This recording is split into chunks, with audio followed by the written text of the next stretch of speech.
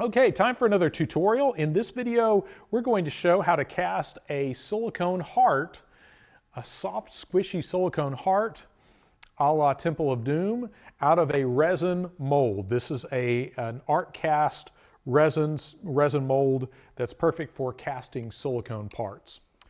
Okay, it's time to do some exploring in some kind of lesser known products that we have on our store. And this is one of those silicones that's a little confusing because it kind of falls in between some of the Plat-Sil gels and some of the other mold making silicones and that sort of thing. This is our own unique formula of silicone gel. This is almost like, probably the best way to describe this, it's almost like gel tin with about 50% deadener, give or take a little bit. But this is our Skin Cast line. We actually have two Skin Cast silicones that are both silicone gels. And these really aren't intended to be used on their own. Now, we have some customers that do that for some very specific medical simulator applications, but typically the way this is used outside of that is in conjunction with another silicone skin material, like to back up a skin made of gel 00 or gel 10, or maybe even a very thin membrane of gel 25. There's a lot of ways to use this. And I have also done some casting where I've actually mixed this product with gel 00 and gel 10 to get some other lower durometers without adding deadener.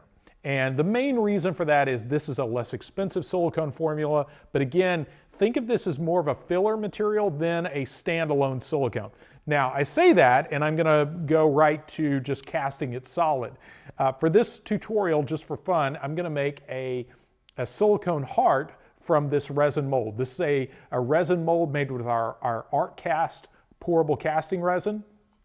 Very simple resin mold, and I've released it with the Super Release PTR, otherwise known as Eject It 33 to you old timers out there. So this is already released, and I've let that dry, so ready to cast. Now, when we pour this up, I'm going to pour this up using, since this is just translucent by itself, I'm going to pigment this using a combination of pigments and flocking. Our two components are A and B, and this is a platinum system. I should also mention this is a platinum silicone. So obviously you would not want to mix and match tin cure and platinum cure silicones. There are some exceptions to that, but we're not going to get into that in this video. But real important to know that typically when you're working with platinum chemistry, you want to stick with that throughout. Now, this is a very simple formula to use and very low viscosity. This is a 1-to-1 mix ratio by weight. I've also done it by volume, but I'm kind of a stickler for anytime I'm working with a platinum system. I typically use the weight ratio just to be that much more precise. And as you've seen in previous videos, as soon as I pour one component, I like to put it totally off to the side so I don't accidentally pour this up twice. Now, if you're new to using silicones like this, real important to be aware of your working time because that starts as soon as you add both components together. Now, this is one I've worked with a lot. I'm comfortable with the working time. So I'm going to go ahead and add my B to my A and start mixing this up and add my pigments. But if you are new to working with fast setting silicones, always a good idea to pre-pigment your A and B separately before you put those together. And that buys you a little bit more time. And I'll link to a video we just recently posted that covers some of that at the end of this. But just for the record, this has about a 5-minute working time and about a 1-hour demold time. So relatively fast silicone formula. And again, very low viscosity, so very easy to pour. And for this application, I'm not worried about degassing this, but there is enough time. If you have a good vacuum chamber with a high CFM, you can easily degas this.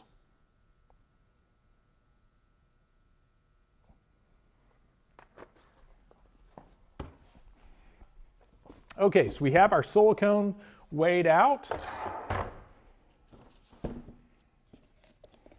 And just quick quick, good mixing tips. Always scrape the sides and the bottom of the container. Every now and then I'll go visit someone's workshop and I'll see some dude in the back mixing with a spoon or something. One time I went into a shop where a guy actually had a butter knife, a plastic butter knife, jammed into a drill chuck and was using that to mix in a big wide salad bowl. And surprise, it wasn't working. So anytime you're mixing two components together, make sure you're using a clean bucket with straight sides and a stir stick that can easily access both the bottom and the sides of the mixing container. Now, once we've got that mixed up, we're ready to add our pigment. And if you haven't, be sure to go back and watch our recent video on pigmenting silicone. Lots of good little tips in that. I'm just going to add a little bit of red and a little bit of blue to this. I want to kind of have a vascular look. Obviously, we're making a heart, so I want it to have the appropriate coloration of a heart. I'm going to do most of my coloring with red flocking because I don't want this to be too opaque. I want it to look kind of translucent and organic.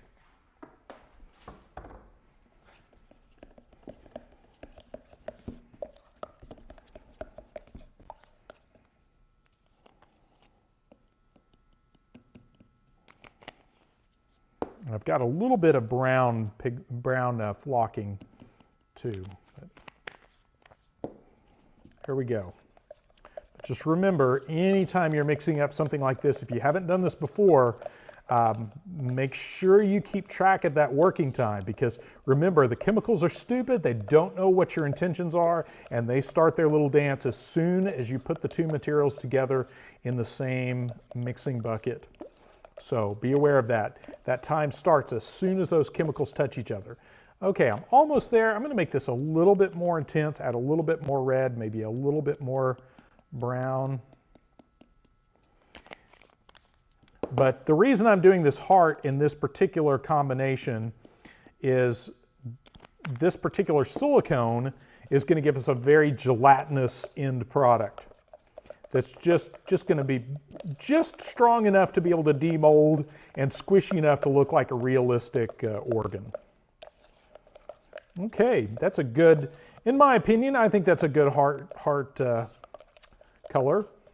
And again, this formula, remember, it is very soft.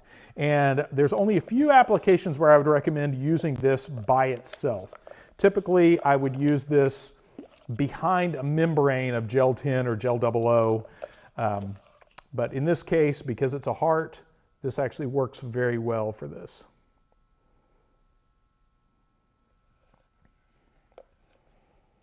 Okay. Now I've got plenty left over, so I'm going to pour this in some other resin molds I have on standby, and we'll let that set and demold it here in a minute. Now, one of those little tricks that also works when casting silicone, just a light spray of release on the back breaks that surface tension and helps those bubbles pop.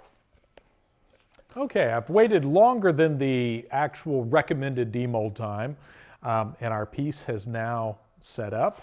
Now, one thing I've mentioned in previous videos, and this is really in one of those minor details that's really helpful to remember anytime you're casting, be it resin or silicone or whatever, and that is to leave whatever leftover material in the bucket to cure. And I usually leave my stir stick embedded in that to help pull it out of the bucket. But that's a good way to test your work and check against any other things happening in your shop. Because it's inevitable, there's going to be times when weird stuff is going to happen, and this is the best way to back engineer and troubleshoot your own problems and figure out if it's an issue with mixing or surface contamination or whatever. If everything sets up in your mixing bucket correctly, but you have a problem in your mold, then there's a good chance that you have some kind of contaminant on the surface of your mold, or something happened in that part of the casting process. So always a good idea to hold on to whatever's left over of your original casting material, and that's a good way to check your work. And again, also good way to check your mixing. If this is easy to pull everything out of this mixing bucket, then that's a good indication that you've mixed everything properly. Now this, again, this is a very, very soft silicone. So when it's in a really thin section, it's a very fragile membrane. But there you go. I'll give you an idea of what that looks like. But there, I mixed it properly. Now, as for our heart here, and again, that's why it's a good idea to check your work there in your mixing cup first before you demold this, because if for something's happened where the temperature in your shop slowed something down, then you'll know that by checking what you have left over in your mixing bucket before you start to demold something really critical. Now again, this is a really soft silicone, so got to take care to demold this. But there we go. There's our heart. And you can see just how soft that is. So we can have our own Temple of Doom reenactment now. And by itself, I wouldn't recommend this as a skin material by itself, but it is good for this kind of stuff of casting up organs and things like that. It's cheaper than the Plat-Sil gels, so it's good for these kind of really soft applications. But there you have the finished cast of the Skin Cast Silicone. Now, even once it's fully cured, it has a little bit of a tack to the surface. And mainly that's because of the softness of it. It's not uncured or sticky, it's so soft it has that a little bit of tack to it. Now you can get rid of that by using baby powder or the silicone finishing powder, or just painting it with gel tin or something like that on the surface. But just remember, it is going to have a little bit of tack. But if you powder it, that's going to remove that shine. So if you want something to look like a gooey, fresh organ, then I would use it like this and maybe even add a little fresh gel tin over the top of it.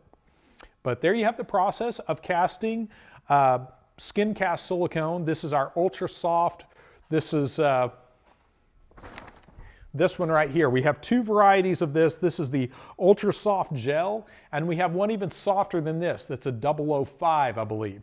So just again, real important to remember when you're ordering these are less expensive than the other silicone gels, but they are also kind of a totally different animal in the respect that they are very soft and mainly intended to complement the other Plat-Sil gels and use as a filler material to simulate fatty tissue or organs like this. So there you have it. And of course, be sure to check out the links in the video description. I'll put a product link for this if you want to find that on our website. And also a link to our video library. Lots of good information in there, so be sure to check that out. And I think there's also an embedded tutorial about Skin Cast on that product page, so check that out as well. And of course, if you haven't already, be sure to like and subscribe and click the bell icon so you get notified when we create new content.